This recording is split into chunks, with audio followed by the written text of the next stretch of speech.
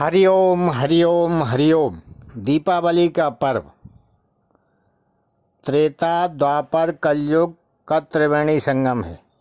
दीपावली तीन युगों के महान घटनाओं का त्रिवेणी संगम है, जो अधर्म पर धर्म के विजय को पूरे 5 दिनों तक प्रकाशित कर श्रद्धा और भक्ति से देवताओं को प्रसन्न कर जीवन को सद्मार्ग के रास्ते समृद्धि और वैभवशाली बनाने की प्रेरणा देता है।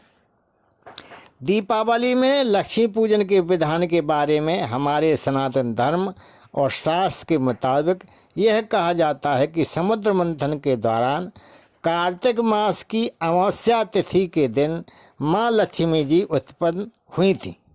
इसलिए दीपावली के दिन माँ लक्ष्मी का जन्मदिन मनाया जाता है और उनकी पूजा की जाती है। यह घटना सन 2022 से करीब 15 करोड़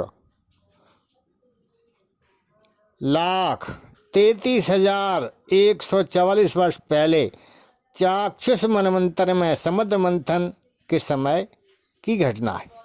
पुराण के अनुसार इस समय वर्तमान में वैवस्वत मंत्र चल रहा है। हर युग में भगवान विष्णु ने अपने भिन्न भिन्न नर अवतार में विभिन्न लीलाएं कर संसार के लोगों को सुर और असुरों के जीवन में भेद बताया और नैतिक और प्रेममय जीवन जीने तथा नैतिक जीवन को सम्मानित करने के लिए विभिन्न पर्वों को उत्साहपूर्वक मनाने का संदेश दिया है। दीपावली का पावन पर्व भी उन्हीं में से एक सर्वश्रेष्ठ पर्व है, जिसमें सभी युगों के पौराणिक कथाओं का अनूठा संगम है। भगवान विष्णु के अब तक क्रमशः 24 अवतार हुए। हर युग के हिसाब से उन्होंने अलग अलग रूप धारण करके पृथ्वी पर मानवों का उद्धार किया। त्रिदेवों में उन्हें पालनहार कहा जाता है। सतयुग, इस युग में मत्स्य, हयग्रीव, कूर्म, वाराह, नरसिंह अवतार हुए, जो कि सभी अमानवीय थे। इस युग में शंकासुर का वध एवं वेदों का उद्धार, पृथ्वी का भार हरण, हिरण्याक्ष दैत्य का वध, हिरण्यकश्यप का वध, प्रहलाद को सुख देने के लिए अवतार हुए। त्रेता में भगवान विष्णु का 5वां अवतार वामन अवतार था। पौराणिक कथाओं के मुताबिक भगवान विष्णु ने वामन अवतार में राजा बलि से माता लक्ष्मी को वापस प्राप्त किया था, इसलिए इस दिन माँ लक्ष्मी की पूजा की जाती। द्वापर युग में ही भगवान कृष्ण ने नरकासुर का वध किया था। जब राक्षसों के राजा नरकासुर ने तीनों लोकों पर आक्रमण कर लिया, तब देवी देवताओं पर उनका अत्याचार बढ़ गया। तब इस दिन भगवान श्री कृष्ण ने नरकासुर का वध किया था और वध के बाद 16,000 कन्याओं को नरकासुर के कैद से मुक्ति दिलाई थी। इस जीत की खुशी में 2 दिन तक मनाया जाता है। यह पर्व दीपावली मुख्य है। द्वापर युग में ही कार्तिक अमावस्या के दिन ही पांडव 12 साल के वनवास के बाद वापस लौट आए थे।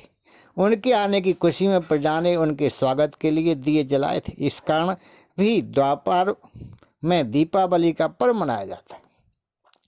कलयुग में भगवान बुद्ध को विष्णु का अवतार माना जाता है, जिसके माध्यम से धर्म की पुनर्स्थापना की गई।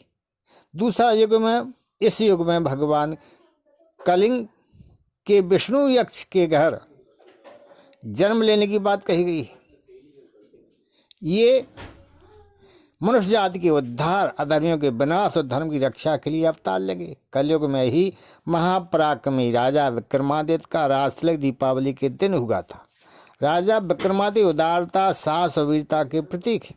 कलयुग में 24वें तीर्थंकर महावीर स्वामी का निर्माण दिवस भी दीपावली को हुआ था। इसी दिन अमृतसर में स्वर्ण मंदिर का शिलान्यास हुआ था। दीपावली ही के दिन सिखों के छठे गुरु हरगोविंद सिंह को कारावास से रिहा किया गया था।